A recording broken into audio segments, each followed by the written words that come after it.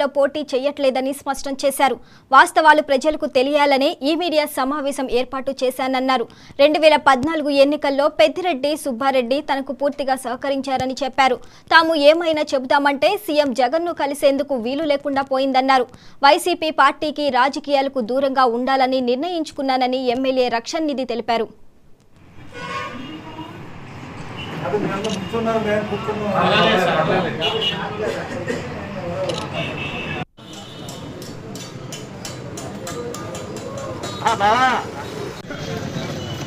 Sir నమస్తే sir.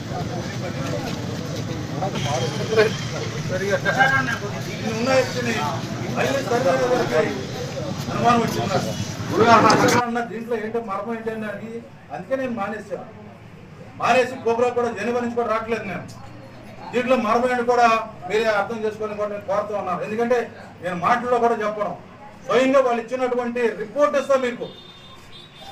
మరి ఈ రంగా కూడా పార్టీ ఉన్న వ్యక్తులకి మరి ఐపాక్ అంటున్నారు.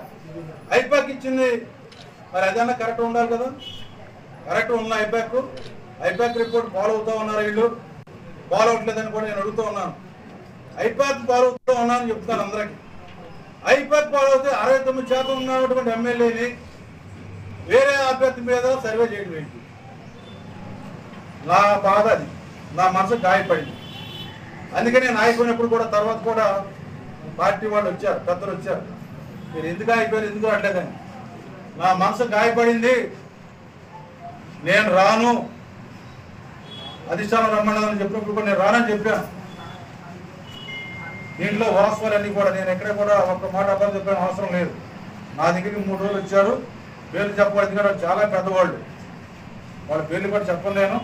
వచ్చినప్పుడు మనసు కాయపడ్డాక ఇంకా తర్వాత ముందు సార్ ఏం తగ్గుద్ది? 80% కాలిపోయినాక వైద్యం చేస్తే తగ్గుతుంది.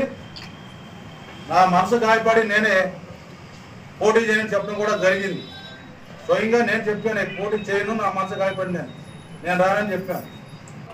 రకరకాల ఇబ్బందులు పెట్టారు. పలుకు లోనవ్వకుండా